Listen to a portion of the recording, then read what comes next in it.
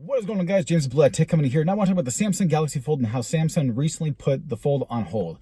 Now, the reason why I want to talk about that is because I think this is important to understand that when you're getting new technology, a first generation product, you are taking the risk of actually getting all the issues that would come with that first gen product. If you get the new Galaxy S10 or if you get the new iPhone, there is a huge lineup of phones that came before it where they've worked on, they refined it, and they actually are making incremental changes to it though and making the product better. Something with the Samsung Galaxy Fold is the first of its kind. There was nothing that came before it that you can actually base your opinion off with this one. That won't happen until the second, third, fourth, and fifth generation come out if the Samsung Galaxy Fold goes on for that long. And I think it's something like $2,000 was a bit on the steep side. I understand it and I acknowledge the fact that this is new technology and it's actually pretty interesting being able to have a phone and a tablet in one device. But I would argue for a first generation product, if you want to get people on board with that, I think having such a high price tag for something that nobody has any kind of previous experience with is kind of asking for a bit much, because in this particular case, you had issues with the screens. Some of those issues were user error based on the fact that some reviewers were taking off what looked like a screen protector. But think about it this way, if reviewers could mistake that piece of the screen for a screen protector, what do you think your average consumer would think? They would think nothing of just taking it off like they would with every other phone. So you would have a massive amount of screens that they're breaking just from user error alone. Not to mention the issue that a reviewer had with just dust and debris getting underneath the screen and breaking it, and so on and so forth. And other reviewers had issues as well.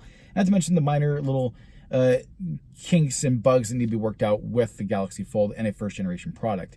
But this is where I feel that you need to be very cautious when it comes to buying first generation tech.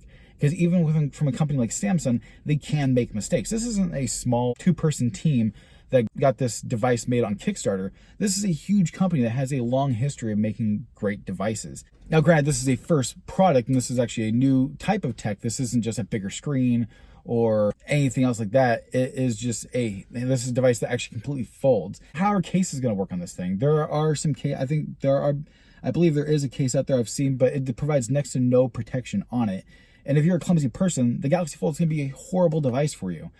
I personally think the Galaxy Fold is going to be more of a luxury item, not really something that I think a lot of people are going to go out and go buy, especially with the high price tag and it being a new product in general. As me personally, I like to wait before I go adopt new tech. Basically what this video is all about is I think when it comes to new tech, just be very cautious of it and definitely look at the reviews and look into it. And also think to yourself, is this upgrade needed? Do I need this phone? Am I going to utilize the features on this phone, or am I just looking at this device going, yeah, they sound cool, but do I really need it?